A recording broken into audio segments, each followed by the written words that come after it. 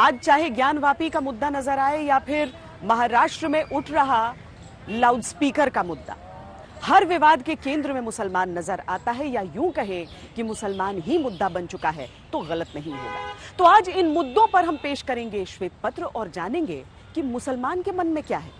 हाथों में तस्बीह, सर पे टोपी, माथे पर सजदे का निशान, ये है आम मजहबी मुसलमान। बहसों का मुद्दा मुसलमान, मुद्दों के केंद्र में भी मुसलमान।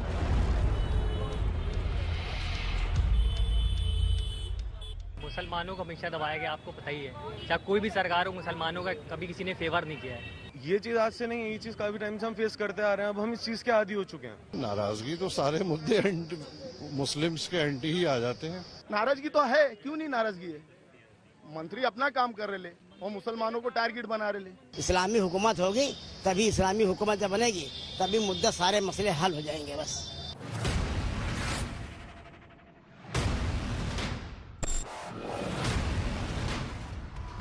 कानपुर में बवाल है, ज्ञानवापी पर आर पार है।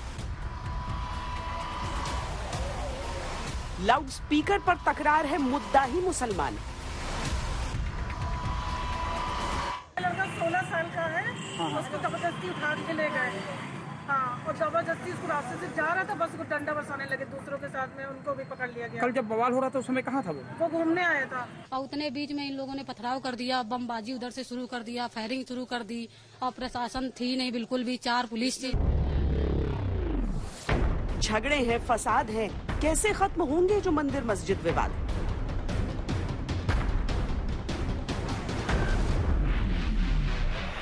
लाइन ड्रॉ कहाँ होगी? पहले बाबरी मस्जिद कहा गया। मान लीजिए अगर कोई सलूशन का रास्ता मेजॉरिटी कौम को, हिंदुओं को खुश रखने के लिए, अच्छे पड़ोसी के लिए कोई रास्ता निकल भी आए, मान लीजिए, तो सवाल ये क्या ये आखिरी डिमांड है या इसके बाद एक लिस्ट और लंबी है? जब तक ये नहीं तय होगा तब तक कोई डिस्कशन या कोई सवाल बेमाने लगता है। शिवलिंग का काफी विराट रूप है, 3 फुट का वो करीब शिवलिंग है। छेद काफी जैसे कि मैंने बताया 63 सेंटीमीटर का किया गया है, इसलिए उसके नीचे कोई छेद नहीं है, कोई वाटर मैनेजमेंट सिस्टम नहीं है, कोई फाउंटेन नहीं है, कहीं से कोई पावर नहीं आ रही है जहां से ये फाउंटेन चलता हो। इसलिए मेरा ये कहना है कि ये जो इन्होंने छेद किया है इसमें ये इंटेंशनली किया है और इसको फव्वारा बताने की कोशिश की है, जो कि एकदम गलत। झूठ की भी कोई सीमा होती है। ऐसा झूठ बोलने और झूठ को बढ़ावा देने वालों के लिए हमारी गुजारिश है कि कम से कम सीमा के अंदर झूठ ही अगर बोलना है तो कम से कम सीमा के अंदर तो रहकर झूठ बोले। आप खुद अंदाज़ा लगाइए कि जिस दिन ये सब मामला सामने आया है उसी दिन से वो वजू खाना सील कर दिया गया, तो कौन जाकर छेड़छाड़ कर रहा है उससे?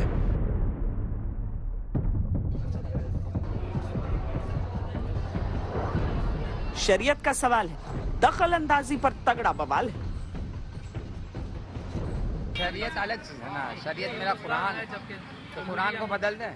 बिल्कुल है, शरीयत में दखल अंदाजी और मुसलमान चाहे वो भारत का हो, हिंदुस्तान का हो, पूरे वर्ल्ड में हो, वो बर्दाश्त नहीं करेगा। मेरे लिए तो सिर्फ एक ही कानून है, मेरा अल्लाह का कानून, मेरा नबी का कानून। यूनिफॉर्म सिविल कोड हो पर मुसलमान का मन कैसे डिकोड हो?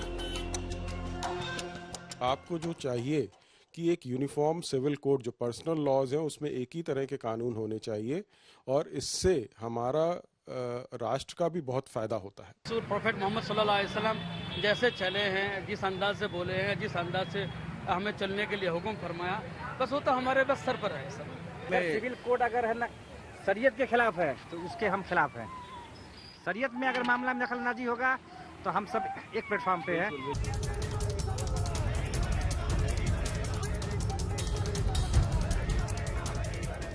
कश्मीर में अल्पसंख्यक हिंदुओं का पलायन है तो एक छोर पर फिर खड़ा मुसलमान।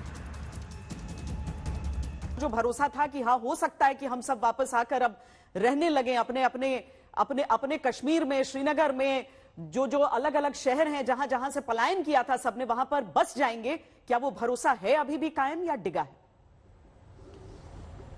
बेटा जी, वो भरोसा श्रीनगर से जम्मू की ओर राजमार्ग पर काफिले के तौर पर रवाना हो चुका है। वो दिख रहा है लोगों को, सामान बांध कर निकल चुका है और उसे रोकने के प्रयास इस तरह हो रहे हैं कि उनके मार्ग रोके जा रहे हैं, उनको अपनी बस्तियों में वापस धकेला जा रहा है, बंद किया जा रहा है, गेट्स पे ताले लगाए जा रहे हैं।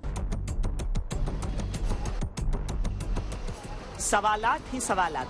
आखिर मुसलमानों के मन में क्या बात है? बेरोजगारी है और महंगाई है और शिक्षा है, साफ पानी है, बिजली है, सड़क है और जो सांप्रदायिक सौहार्द को बनाने का मामला है और विदेश नीति, जिससे ऐसी विदेश नीति जो गांधी, नेहरू या जो अन्य हमारे जो प्रधानमंत्री थे उनके जो है समय में जो हो रहा था कि उससे भारत की जो एक छवि जो है वो बेहतर बने और इसका नाम भी ये होना चाहिए और लगे कि ये भारत जो है वो जो लोग भी कमज़ोर हैं या जो है जो लोग निसहाय लोग हैं उनके साथ जो है वो भारत जो है वो खड़ा है किसी न किसी रूप में। आज श्वेत पत्र में हम आपको हर उस मुद्दे पर मुसलमानों की बेबाक राय दिखाएंगे जिन मुद्दों के केंद्र में वो खुद मौजूद हैं। क्या मंदिर मस्जिद विवाद का वो कोई हल देखते हैं? क्या विवादित धर्म स्थलों पर वो दावा छोड़ सकते हैं? यूनिफॉर्म सिविल कोड लागू हुआ तो वो क्या करेंगे? क्या लाउडस्पीकर पर अजान मजहब के लिए जरूरी है? क्या वो बहुसंख्यक समाज को अपने खिलाफ समझते हैं? कश्मीर से अल्पसंख्यक हिंदुओं के पलायन पर क्या विचार है?